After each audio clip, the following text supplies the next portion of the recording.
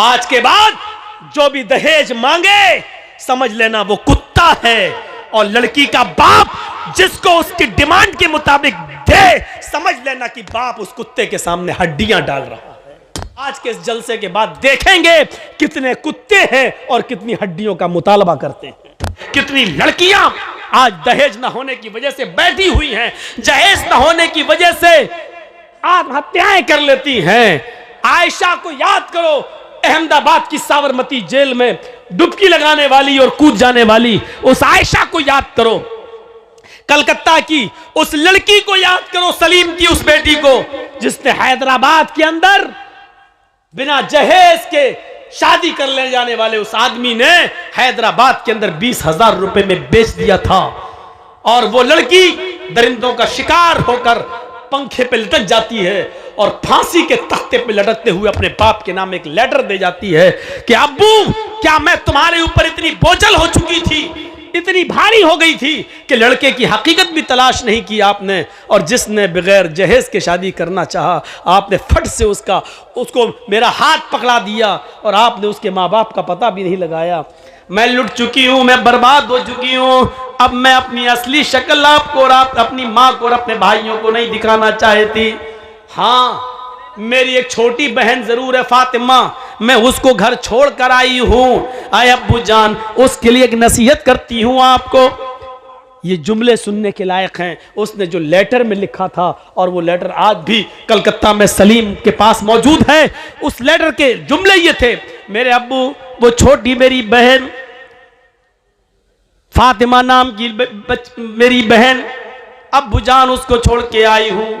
ऐसा ना हो कि उसको भी ये दिन देखना पड़े जो आज मुझे देखना पड़ रहा है। हैदराबाद की होटल में 20,000 रुपए में मैं नीलाम कर दी गई और दरिंदों ने मेरी इज्जत व आबरू को छलनी छलनी कर दिया।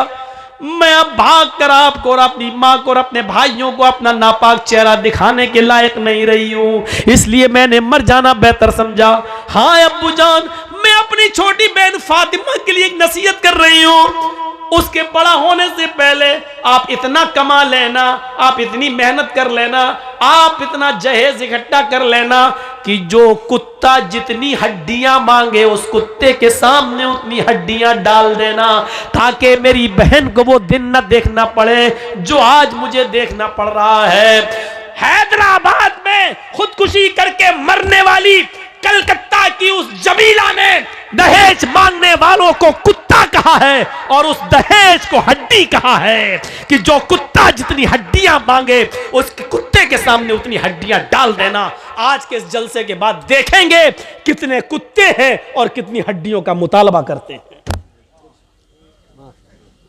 आज के बाद जो भी दहेज मांगे समझ लेना वो कुत्ता है, और लड़की का बाप जिसको उसकी डिमांड के मुताबिक दे समझ लेना कि बाप उस कुत्ते के सामने हड्डियां डाल रहा है। कह दिया मैंने जो कहना था, चाहे अमीर की बेटी हो, चौधरी की हो, सरमायाकार की हो, एमएलए की हो, एमपी की हो, कोई भी हो, ये मेरी कुर्सी है, ये मेरी अमानत है, मैं इसमें खयानत नहीं करना चाहता। जो सच्चाई थी वो मैंने बयान कर दिया है। मेरे भाइयों, मुआशरे में इसको कौन समझेगा, कौन इससे इबरत हासिल करेगा? मैं जानता हूं कि कुत्ता और हड्डी कहने के बाद भी जहेज रुकेगा नहीं। 20 साल से अब तक नहीं रुका तो अब क्या रुकेगा? लेकिन एहसास पैदा करो। एहसास उस जमीला ने क्या कहा था कि मेरी बहन के लिए इतना कमा लेना, इतना कमा लेना कि जो कुत्ता जितनी हड्डियां मांगे उस कुत्ते के सामने उतनी हड्डियां डाल देना, ताकि मेरी बहन को वो दिन न देखना पड़े जो मुझे देखना पड़ा। यहां अंधेरा था। मोहम्मद अंधिकारम, मोहम्मद आएंगे अंधिकारम नाशम, अंधेरे को नाश कर देंगे। मोहम्मद आएंगे अंधेरे को नाश कर देंगे। वाच भूप्रति प्रेमड़ा माया मद विशारदा, तब देवो महाराज ममद सत्तुमा गीता मर्मोच्छिष्ट समंजियाते तथा तत्पश्य भो नृप इति श्रुत्वा तथा दृष्टा परम विस्मय मागिता चतुर्विभ्रात्र में देव कर्ष्यामि कलक्ष्यम भवन्तो बांधवा देवा स्वाशेना उत्रश्यता शरम श्रुधारी सदूषका उच्चलापी लिंगच्छेदीन सर्वक्षो मतो मम्मा मुस्लिनेओ संस्कारा। आखिरी नबी जब इस दुनिया में आएगा उसके और उसके मानने वालों की पहचान ये होगी, शर्म शुरूधारी, वो लंबी दाढ़ी रखेंगे। शर्म शुरूधारी, लंबी दाढ़ी रखेंगे, दाढ़ी में गांठ नहीं लगाएंगे। बहुत से लोगों को आपने देखा होगा, दाढ़ी तो लंबी होती है लेकिन गांठ लगा लेते हैं, ऐसे गोल गोल घुमा लेते हैं, बाल बड़े करके यहां जूड़ा सा रख लेते हैं। कभी कभी गौर से देखो तो ऐसा लगता है जैसे नारियल का गुच्छा सर पर रख लिया। शर्म शुरूधारी, लंबी दाढ़ी रखेंगे लेकिन गांठ नहीं लगाएंगे। सदूशका, अपने सर के अगर पूरे बाल छिलाएंगे लेकिन टिक्की नहीं रखेंगे, चोटी। बहुत से हिंदू भाइयों को आपने देखा होगा पूरे बाल काट लेंगे, ये छोड़ देते हैं यहां टिक्की। हिंदू भाई कहते हैं शंकर जी की टिक्की से गंगा जमुना निकली है। गंगा जमुना जो निकली है वो शंकर भगवान की जटा से निकली है, टिक्की से निकली है। कितना बदल गया है। इधर शंकर जी की टिक्की है गंगा जमुना, और उधर जमजम। हाजरा पानी के लिए दौड़ रही हैं, पानी नहीं मिल रहा है। इस्माइल अलैहिस्सलाम जहां एड़ियां रगड़ रहे हैं, वहीं जिब्राइल ने पर मारा और जमजम का चश्मा जारी हो गया। यहां इस्माइल की एड़ियां हैं, यहां शंकर की जटा है, टिक्की है। कुछ तो है जो मिल रहा है। और चीख चीख के कह रहा, हिंदू भाइयों आओ, तुम्हारा खोया हुआ धर्म हमारे पास है, हम तुम्हें दे रहे हैं, ले लो। आपका बच्चा 5 साल की उम्र में गायब हो जाए और 15 साल के बाद जर्जीस को मिले, और 15 साल के बाद जर्जीस आपके बेटे को वापस करे, लीजिए आपका बेटा, आप कहोगे नहीं मेरा तो 5 साल का बच्चा था, वही दो। तो कितना बड़ा बेवकूफ बाप होगा। अरे 15 साल पहले खोया था तेरा बेटा, 15 साल के बाद अब वो 20 साल का हो गया है। 5 साल का था वो जब खोया था, 15 साल के बाद 20 साल का, अब 20 साल का बेटा तुझे दे रहा। नहीं साहब, वो तो काली शर्ट सफेद पैंट पहन के गया था, वही चाहिए हमें। वो तो 5 साल का था, वही चाहिए हमें। कितना बड़ा बेवकूफ होगा वो बाप जो 15 साल के बाद अपने बेटे को पहचान नहीं पा रहा है। आपका मजहब जिस कंडीशन में था उसमें धूल लग गई है। इतने सालों के बाद आपका खोया हुआ धर्म हम तुम्हें दे रहे हैं, आपका खोया हुआ नबी हम आपको वापस कर रहे हैं। आप कह रहे हैं नहीं साहब, हमारा जैसा था वैसा दो। आप ही की किताब तो कह रही है उसकी पहचान ये होगी, शर्म शुरूधारी, लंबी दाढ़ी रखेगा, गांठ नहीं लगाएगा, सर के बाल छिलाएंगे तो चोटी नहीं रखेंगे। उच्चालापी, मंदिरों में घंटा नहीं बजाएंगे, जबान से आलाप करेंगे, बुलाएंगे। जबान से हम ही लोग बुलाते हैं अल्लाहु अकबर, अल्लाहु अकबर। उच्चालापी, ऊंची जगह पर खड़े होकर आलाप करेंगे, नहीं जबान से अजान देंगे। इससे भी बड़ी पहचान एक और बताई गई, लिंगच्छेदीन, खतना कराने वाले होंगे। अंतिम ऋषि के मानने वाले लिंगच्छेदीन, खतना कराने वाले होंगे।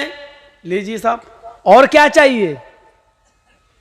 जब खतना तो यहूदी भी कराते हैं, ईसाई भी कराते हैं, लेकिन आपकी किताब तो कह रही अंतिम ऋषि, आखिरी नबी हो, उसके मानने वाले खतना कराएंगे। और अंतिम ऋषि कौन होगा? जो चांद के 2 टुकड़े करेगा उंगली के इशारे से। ये आपकी किताब कह रही है और ये दुनिया जानती है, चांद के उंगली के इशारे से 2 टुकड़े करने वाली जात मोहम्मदुर रसूलुल्लाह की है। आपकी किताब कह रही है चांद के 2 टुकड़े करने वाला अंतिम ऋषि होगा, उसकी पहचान ये होगी, उसकी और उसके मानने वालों की, कि वो लंबी दाढ़ी रखेंगे, दाढ़ी में गांठ नहीं लगाएंगे, सर के बाल छिलाएंगे तो चोटी नहीं रखेंगे, ऊंचे स्वर में आलाप करेंगे अर्थात अजान देंगे, लिंगच्छेदीन, खतना कराएंगे, सर्वभक्षो मतो मम्मा। और सबसे बड़ी एक पहचान ये होगी कि वो सर्वभक्ष होंगे, सब्जी भी खाएंगे और गोश्त भी खाएंगे। सर्वभक्ष, सब कुछ खाने वाले, सब्जी भी खाएंगे और गोश्त भी खाएंगे, लेकिन हर गोश्त नहीं खाएंगे। ये भी आपकी किताब कह रही है, हर गोश्त नहीं खाएंगे। बिना कौलन च पश्वस्ते शाम, बिना कौल बिना मंत्र के उनके यहाँ कोई जानवर हलाल नहीं होगा। वो जिस जानवर पर मंत्र कौल पढ़ेंगे, मंत्र पढ़ेंगे, यानी बिस्मिल्लाह अल्लाहु अकबर कहकर जिस जानवर पर छुरी चलाएंगे वही खाने योग्य होगा, वही खाएंगे। बिना कौलन च पश्वस्ते शाम, वो बिना कौल बिना मंत्र के कोई भी जानवर हलाल नहीं करेंगे। सब कुछ खाएंगे, सब्जी भी और गोश्त भी, लेकिन हर जानवर नहीं खाएंगे, बल्कि मंत्र जिस जानवर पर पढ़ेंगे वही खाएंगे। और इनको क्या कहा जा रहा होगा? मुसलेने मुसलमान तो ही जाते हो द्यूदशा। दुनिया इनको मुसलमान के नाम से जान रही होगी। आज भी आपकी किताब में लिखा मुसलमान तो ही जातियो द्यूदशा, मुसलमान तो दुनिया इसको मुसलमान के नाम से जान रही होगी। हिंदू भाइयों में चले जाओ, उन्होंने राम को भगवान का दर्जा दे दिया और कृष्ण जी को भी भगवान का दर्जा दे दिया। आप 2 रामायण खरीद के ले आए और पढ़े, वाल्मीकि रामायण भी लाए और रामचरितमानस भी ले आए। रामचरितमानस जो तुलसीदास जी ने लिखी है वो अभी जदीद नई है, वो नई है तुलसीदास जी वाली, वो नई, उसमें भगवान का दर्जा दे दिया राम को। और वाल्मीकि जी की रामायण में वाल्मीकि जी ने राम को भगवान माना ही नहीं है, राम को इंसान माना। आज भी दोनों रामायणें मौजूद हैं। वाल्मीकि जी राम को एक काल्पनिक मनुष्य इंसान मानते हैं और तुलसीदास जी ने उनको भगवान का दर्जा दे दिया है। मेरे भाइयों, अब आप पढ़िए, वाल्मीकि जी की रामायण में साफ तौर पर लिखा है, जब राम की पत्नी सीता का हरण हुआ और रावण लेकर जब गया, हनुमान और लक्ष्मण जब श्रीलंका से रावण के चंगुल से जब सीता जी को छुड़ा के लाए, तो सीता जी रामचंद्र जी के पास जाती हैं और उनका आशीर्वाद लेने के लिए उनके पैर छूने लगती हैं, उनके पैरों पे गिर जाती हैं। तो रामचंद्र जी ने अपनी पत्नी सीता को पैर नहीं छूने दिए, बल्कि उनके दोनों कांधे पकड़कर उनको उठा दिया, खड़ा कर दिया। कहा ये क्या कर रही हो? कहा आपको प्रणाम कर रही हूं, आपको नमस्कार कर रही हूं, आपके पैर छू रही हूं। तो रामचंद्र जी ने जो जुमले कहे, जो शब्द कहे, वो वाल्मीकि रामायण में है, राम रामाय नमः, राम रामाय सत्यम अस्ति। सीता तू मेरे पैर मत छू, मैं तो तेरा राम हूं। सीता तू मेरे पैर मत छू, मैं तो तेरा राम हूं। राम रामाय नमः, एक राम तेरे राम का भी है, एक राम तेरे राम का भी है। राम रामाय नमः, सीता तू उसके सामने सर झुका जो तेरे राम का राम है, यानी एक अल्लाह के सामने सर झुका। राम रामाय सत्यम अस्ति, इसलिए कि राम का ही राम सच्चा है। राम रामाय नमः, इसलिए कि राम का ही राम सच्चा है। ये सीता जी को रामचंद्र जी ने कहा, जो वाल्मीकि रामायण में आज भी मौजूद है। रामचंद्र जी ने अपने पैर नहीं छूने दिए, नहीं छूने दिए। इस्लाम क्या कहता है? इस्लाम कहता है कि कोई बाप कितना भी बुजुर्ग हो, लेकिन बेटा अपने बाप के पैर नहीं छू सकता, अपनी मां के भी पैर नहीं छू सकता।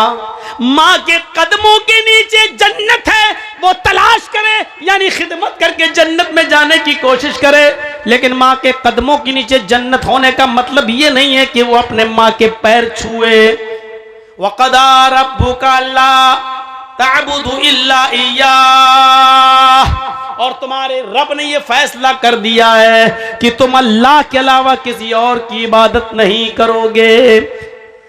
वबिल वालिदैनि एहसाना, और फौरन कह दिया अपने माँ बाप के साथ एहसान करो, यानी पहले इबादत अल्लाह की और अल्लाह की इबादत के बाद माँ बाप के साथ एहसान। वबिल वालिदैनि एहसाना, एहसान क्यों कहा? एहसान में हर नेकी शामिल है। बाप के पैर में दर्द हो रहा है तो उसका पैर दबाना एहसान है। अगर बाप के सर में दर्द हो रहा है तो उसका सर दबाना एहसान है। बाप बिस्तर पर लेटा हुआ है, चाहता है कि बेटे लेटे लेटे बोर हो गया हूं, जरा घर के बाहर मुझे टहला दो, घर के बाहर जरा मुझे हवा खिला दो। तो बेटे की जिम्मेदारी अपनी पीठ के ऊपर लाद कर अपने बाप को घर के बाहर का चक्कर लगवाए, घुमाए। बाप बीमार है तो उसका इलाज कराए, यह एहसान है। एहसान हर उस नेकी को कहा जाता है जो माँ बाप को जिस नेकी की जरूरत है, माँ बाप को जिस चीज की जरूरत है उस चीज को पूरा कर देने का नाम एहसान है। इसलिए अल्लाह ने यह नहीं कहा कि अपने माँ बाप के पैर दबाओ, यह नहीं कहा कि अपने माँ बाप की खिदमत करो, बल्कि यह कहा वबिल वालिदैन एहसाना, तुम्हारे बाप को जिस चीज की जरूरत है वो जरूरत उसकी पूरी करो, यह एहसान है, ये एहसान है। इम्मा यबलुगन्ना इंदकल किबरा अहदुहुमा व किलाहुमा फला तकुल लहुमा उफ़ वला तनहरहुमा, जब उन दोनों में से कोई एक या वो दोनों तुम्हारी जिंदगी में बुढ़ापे को पहुंच जाएं तो तुम उनसे उफ भी मत करो, हूं भी मत करो, ये भी नहीं कर सकते। मसलन मेरे बाप बीमार हैं, बिस्तर पर लेटे हैं और मैं कंप्यूटर पे काम कर रहा हूँ, बहुत ज़रूरी इंपॉर्टेंट बिजनेस का काम, और बाप लेटे हैं, बेटा जी अब्बू एक गिलास पानी ला दो। कंप्यूटर बंद किया और गए पानी ला के दे दिया, अल्लाह की कसम सवाब नहीं मिलेगा। क्यों? तुमने ये तुम्हारे मुंह से जो निकल गया, यानी बाप ने पानी मांगा और तुम कंप्यूटर पे कोई इमरजेंसी काम कर रहे हो, अचानक बेटा जी एक गिलास पानी ला दो, उठे लाए दिया पिलाया, अपने हाथ से उनका सर पकड़ के पिलाया, सब कुछ किया, लेकिन जो निकल गया इसने तुम्हारी इस नेकी को बर्बाद कर दिया। कुरान कहता है फला तकुल लहुमा उफ, जब वो इस उम्र को पहुंच जाएं तो तुम भी नहीं करो। यह है बाप का दर्जा, यह है बाप का मकाम। लेकिन इतना ऊंचा मकाम होने के बावजूद यह नहीं कहा कि तुम अपने बाप के पैर छुओ, नहीं छू सकते, क्योंकि सर झुकाना सिर्फ एक अल्लाह के सामने जायज है। और आगे यहां तक अल्लाह के नबी ने फरमाया, अगर अल्लाह के अलावा सर झुकाना सजदा करना किसी को जायज होता तो अल्लाह के नबी फरमाते हैं कि मैं औरतों को हुक्म देता कि वो अपने हस्बैंड्स, अपने शौहरों को सजदा करें। अगर अल्लाह के अलावा सजदा करना किसी को जायज होता तो मैं औरतों को हुक्म देता कि वो अपने शौहरों को सजदा करें, लेकिन बीवी भी अपने शौहर को सजदा नहीं कर सकती है, इसलिए कि सजदा सिर्फ अल्लाह का हक है, बंदा सिर्फ अल्लाह ही को कर सकता है और किसी को नहीं। मेरे भाइयों, इस मकाम को समझने की कोशिश करो। दुनिया में जितने भी धर्म हैं उन लोगों ने अपने अपने मज़ाहिब के महान पुरुषों को इंसानियत से निकाल दिया, लेकिन दुनिया में एक धर्म ऐसा है और वो है इस्लाम, जिसमें आज भी मोहम्मदुर रसूलुल्लाह को भगवान का, खुदा का, अल्लाह का दर्जा नहीं दिया गया है। हमने अपने महान पुरुष को इंसान ही का दर्जा दिया है और इंसान ही रहने दिया है। कुरान चीख कर ऐलान करता है, कुल इन्नमा अना बशरुम मिस्लुकुम, आए नबी कह दो कि मैं तुम्हारी तरह का एक बशर हूं, कह दो कि मैं तुम्हारी तरह का एक इंसान हूं। तुम चलते फिरते हो, मैं भी चलता फिरता हूं, तुम उड़ते बैठते हो, मैं भी उड़ता बैठता हूं, तुम शादी ब्याह करते हो, मैंने भी शादी ब्याह किए, तुम्हारे माँ बाप दादा परदादा थे, तुम्हारे भी माँ बाप दादा परदादा थे, तुम्हें बच्चे थे, तुम्हारे बच्चे तो मेरे भी बच्चे थे, तुम्हें बुखार आता है, सर में दर्द होता है, दुख और गम पहुंचता है, मुझे भी बुखार आता है, सर में दर्द होता है, दुख और दर्द हमें भी पहुंचता है, खुशी हमें भी पहुंचती है। कुल इन्नमा अना बशरुम मिस्लुकुम यूहा इलैया, हाँ फर्क इतना है हम में और तुम में, हमारे पास जिब्राइल कुरान लेकर आते हैं और तुम्हारे पास नहीं आते हैं। अल्लाह की तरफ से मेरे पास पैगाम आता है और तुम्हारे पास नहीं आता है। बस यही मकाम मेरा बड़ा है कि अल्लाह ने मुझे नबी बनाया है और तुम्हें नबी नहीं बनाया, अल्लाह ने तुम्हें पैगंबर नहीं बनाया और मुझे पैगंबर बनाया है। मुझे कुरान उतारा और उस कुरान को लोगों तक पहुंचाने का हुक्म दिया है। इस मकाम ने, इस मर्तबे ने मुझे बहुत बुलंद कर दिया है। इंसानियत में कोई फर्क नहीं है।